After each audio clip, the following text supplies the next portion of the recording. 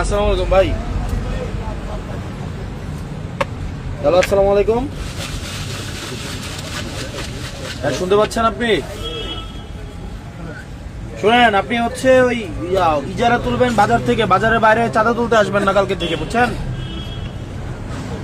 বাজারের বাইরে কোনো চাঁদা তুলতে আসবেন না, কোনো চাঁদাবাজি চলবে না দেবিদ্দার। আপনি শুধুমাত্র বাজারের ইজারা নিচ্ছেন, বাজারটা হচ্ছে শুধুমাত্র কাঁচা বাজার। শুধু কাঁচা বাজারে এদিকে যদি আসেন, মানুষ যদি ধরে আপনাদের পিটায় পুলিশের হাতে তুলে দেয়, আমাদের কিছু করার নাই, কারণ চাঁদাবাজদের সবাই ধরে পিটাবে, বুঝছেন? হ্যাঁ, হ্যালো, আমি আপনারে কইতেছি, কোনো টাকা আপনি বাজারের শুধুমাত্র ইজারা নিচ্ছেন, আপনি ফুটপাত, আপনি কারে কারে কইতো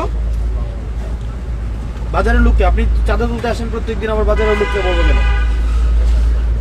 চাঁদা তো আপনি উঠান। হ্যাঁ, আপনারা বলে আপনি চাঁদা উঠাইতে আসেন না, আপনারা কে বলে আপনারে?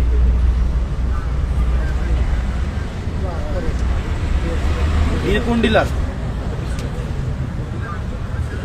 সুদন ডিলার হচ্ছে চাঁদা তুলতে আপনারা পাঠিয়ে দেন, আপনি চাঁদা তুলেন। আমি যদি আপনারা বলি এবার গিয়ে খুন করে পরে আপনি খুন করবেন?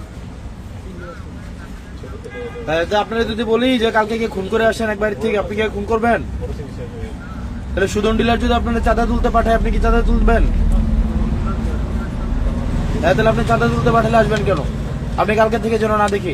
আর এখানে দোকানদার আপনারা যারা আছেন, কালকে যদি চাঁদার জন্য আসে বাইন্দা রাখবেন একদম। যে চাঁদা তুলতে আসবে বাইন্দা, এই জসিম নিয়ে নাম ওরা বাইন্দা রাখবেন, বাইন্দা পুলিশ খবর দেবেন, বুঝছেন?